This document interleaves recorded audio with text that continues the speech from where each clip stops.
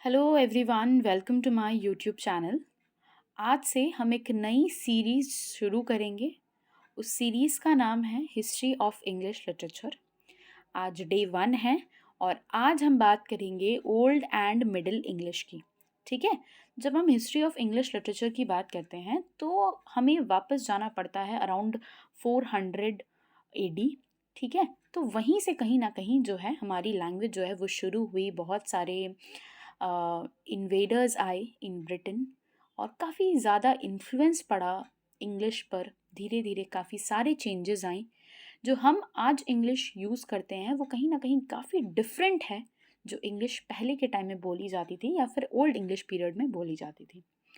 तो आज से हम शुरू करेंगे कि कैसे कैसे इंग्लिश में चेंजेस आए, कौन कौन से इन्फ्लुएंसेस पड़ते हैं इंग्लिश पर, है ना। टाइम टू टाइम इंग्लिश कैसे इवॉल्व होता है, उन सारी चीज़ों के बारे में आज से हम डिस्कशन करना शुरू करेंगे। Okay, so without wasting time let's quickly move on to the discussion.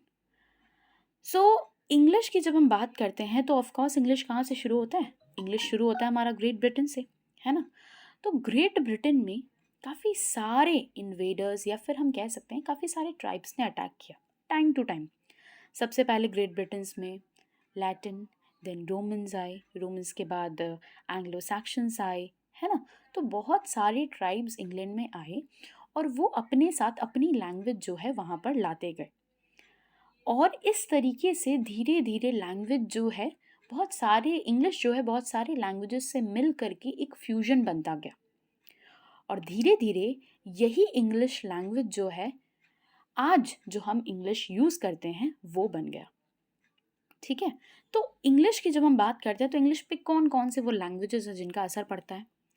तो ऑफ कोर्स गेलिक, आयरिश है, वेल्श है, रोमन्स है ना। इन सभी का असर जो है इंग्लिश पर पड़ता है। इसके अलावा हमें क्या याद रखना है कि इंग्लिश जो है शुरू से रिटन वर्क में नहीं था। पहले ओरल ट्रेडिशन था, ओरली ट्रांसमिट करके एक जनरेशन से दूसरे जनरेशन तक नॉलेज को शेयर किया जाता था। काफ़ी बाद में जो है रिटन वर्क शुरू किया गया। जो फर्स्ट टेक्स्ट है हमारे पास इंग्लिश के वो आज से 1500 साल पहले लिखे गए थे और ऑब्वियसली बात है 1500 साल पहले जब लिखे गए थे तो उसमें हमें ओल्ड इंग्लिश के अलावा Norse, Viking, Anglo Saxon, French, इन सभी लैंग्वेजेस का असर हमें उसमें दिखता है। ठीक है। तो आज की इंग्लिश से तो वो इंग्लिश काफ़ी अलग थी। तो आज जो हम इंग्लिश यूज़ करते हैं वो कब इवॉल्व हुई? तो हमें ये याद रखना है कि मिडिल इंग्लिश पीरियड आया था 1400 में, 1400 में जो मिडिल इंग्लिश पीरियड आया था उसी के बाद जो है हम आज जो इंग्लिश यूज़ करते हैं वो इंग्लिश तब से डेवलप हुई अराउंड 1400 के बाद से। इसके बाद बहुत सारे वर्क्स लिखे गए धीरे धीरे 1400 के बाद से। तो हमें रिटन इंग्लिश और आज जो हम इंग्लिश यूज़ करते हैं वो हमें अराउंड 1400 के बाद से मिली।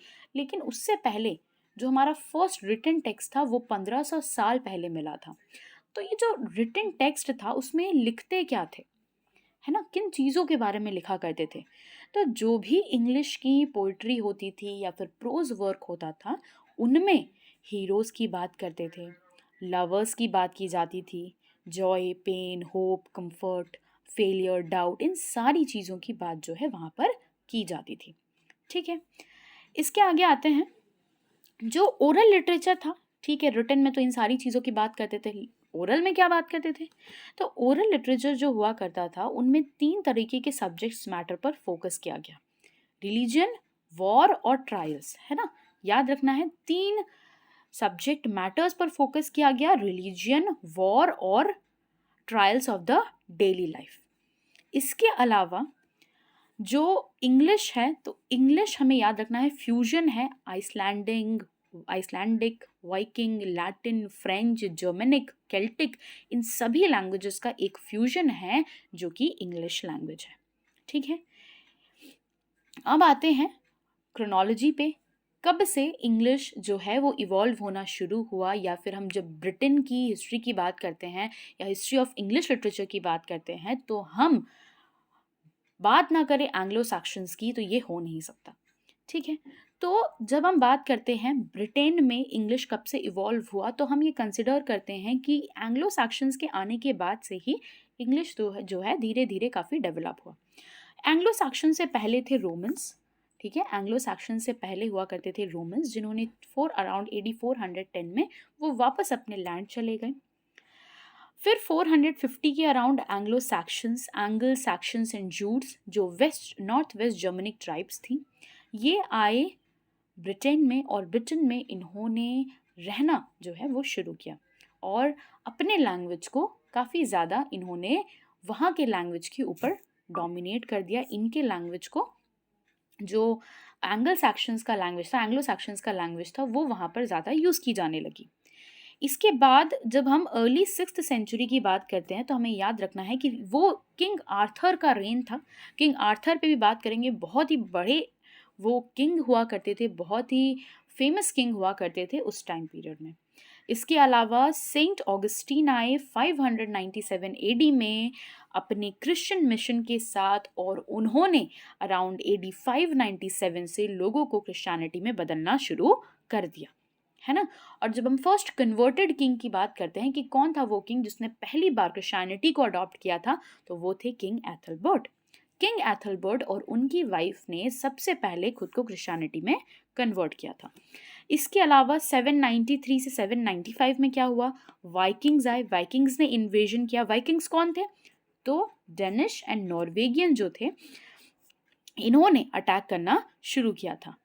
देन 802 में इंग्लैंड वापस यूनाइट हो गया, इंग्लैंड वापस एकजुट हो गया, और इस टाइम पर वेसेक्स में जो किंग थे वो किंग एग्बर्ट थे, और उन्होंने ही इंग्लैंड को कहीं ना कहीं यूनाइट किया था। इसके बाद 9th सेंचुरी में डेनिश इन्वेजन हुआ और ईस्टर्न इंग्लैंड को ऑक्यूपाई किया गया। 885 में इंग्लैंड का पार्टीशन हुआ under king Alfred the great. इन सभी को हम डिटेल में भी देखेंगे। देन आगे आते हैं 917 से लेकर के 926 में इंग्लैंड ने वापस उन टेरिटरीज को कैप्चर कर लिया जो किसी टाइम पर डेन्स ने या फिर डैनिश जो इन्वेडर्स आए थे उन्होंने ऑक्यूपाई किया था। उसके बाद AD 1013 या फिर AD 1013 में डैनिश कॉन्क्वेस्ट हुआ, और 1066 या फिर AD 1066 में इंग्लिश किंग एडवर्ड, उनकी डेथ हो गई, और हेरोल्ड जो गॉडविन का सन था उसे एज अ किंग डिक्लेयर कर दिया गया। इसके बाद विलियम ऑफ नॉर्मैंडी जो हेस्टिंग से आया था, उसने नॉर्मन कॉन्क्वेस्ट यानी कि जो 1066 AD में हुआ था उसमें इन्होंने किसे हराया, उसमें इन्होंने हेरोल्ड को हराया। इसके पीछे की भी एक स्टोरी है ना, क्यों विलियम ऑफ नॉर्मैंडी वो आए थे इंग्लैंड, क्यों उन्होंने हेरोल्ड को हराया, इसके पीछे की भी एक छोटी सी स्टोरी है, वो भी हम डिस्कस करेंगे। आगे बढ़ते हैं, अब शुरू से शुरू करते हैं। सबसे पहले कौन है, मैंने क्या कहा, सबसे पहले आए रोमन्स, है ना। सो रोमन कॉन्क्वेस्ट जो था वो बड़ा ग्रेजुअल प्रोसेस था, धीरे धीरे रोमन्स जो हैं वो ब्रिटेन में बसते चले गए। सबसे पहले कौन है, सबसे पहले जूलियस सीजर ने क्या किया, एक्सपीडिशन किया ब्रिटेन में। कब किया इन्होंने एक्सपीडिशन, 55 और 54 BC के आसपास इन्होंने एक्सपीडिशन किया। Britain had diplomatic and trade links with Rome since then, तब से ब्रिटेन के डिप्लोमेटिक रिलेशंस थे रोम के साथ। Romans under emperor Claudius invaded Britain in AD 43 और invasion ended in AD 80s। ठीक है, शुरू कब किया क्लॉडियस ने इन्वेड करना, AD 43 में, और ये खत्म हुआ AD 80s में। ब्रिटेन जो था वो बन गया क्या, ब्रिटानिया, और ये एक रोमन एम्पायर की प्रोविंस बन गई। और रोमन एम्पायर जो था बहुत ज़्यादा पावरफुल बन गया। रोमन एम्पायर जो है दो पार्ट में डिवाइड हो गया, एक था वेस्टर्न रोमन एम्पायर और दूसरा था ईस्टर्न रोमन एम्पायर। लेकिन धीरे धीरे जो रोमन्स की इकोनॉमी थी वो डिक्लाइन होने लगी और बर्बरियन इन्वेजन हुआ, कहाँ पर, वेस्टर्न रोमन एम्पायर में at the end of 4th century. और उसके बाद ब्रिटेन में भी क्या हुआ कि रोमन रूल का एंड हो गया। ब्रिटेन में रोमन रूल का एंड कब हुआ, AD 410 में। 410 में जब रोमन रूल ख़त्म हुआ तो उसके बाद शुरू होता है हमारा, उसके कुछ ही टाइम के बाद जो है वो शुरू हो जाता है एंग्लो सैक्शंस। अब एंग्लो सैक्शंस कौन थे? हमारे पास जो है बड़ा ही ये वर्ड आता है एंग्लो सैक्शंस। कौन थे एंग्लो सैक्शंस? क्या था ये एंग्लो सैक्शंस?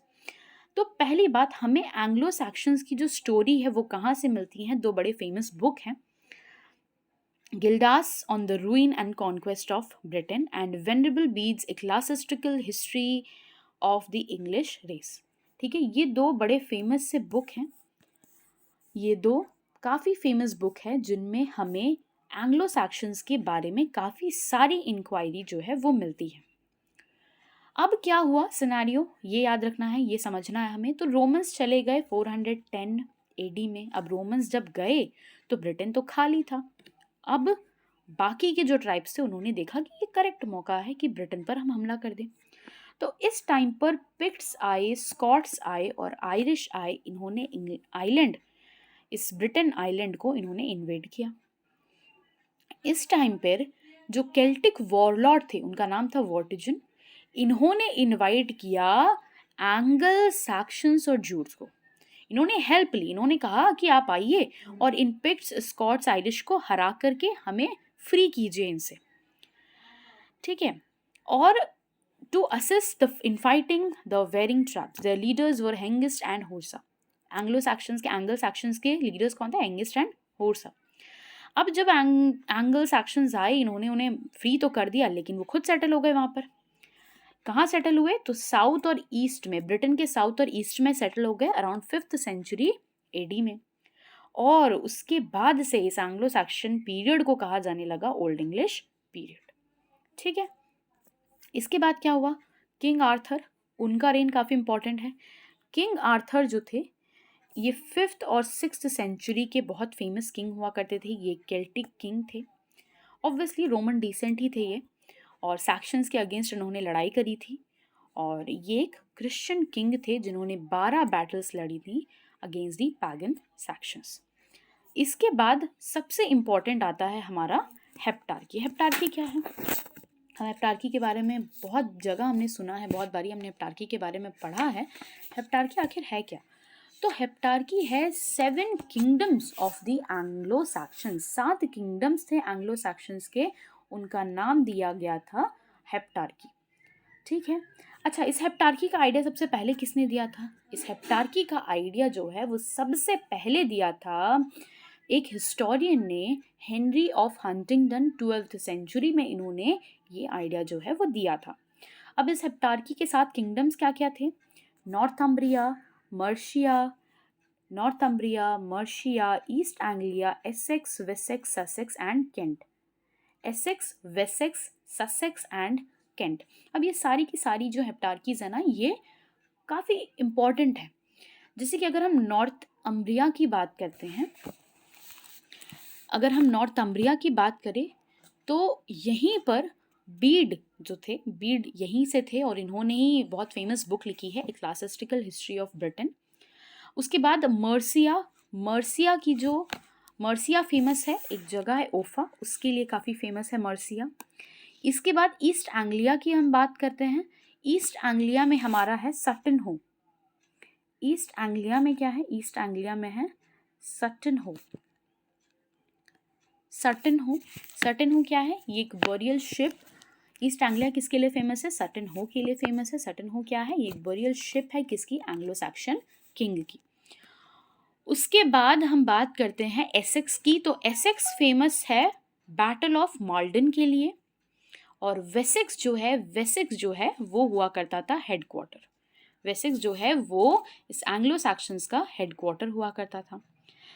अब 8th और 9th सेंचुरी में क्या हुआ? डेनिश जो थे, डेन्स जो थे, उन्होंने वाइकिंग्स फ्रॉम, डेनिश कौन थे? वाइकिंग्स थे स्कैंडिनेविया से, इन्होंने अटैक कर दिया हेप्टार्की पर। ठीक है, आई होप यहाँ तक चीज़ें क्लियर हैं।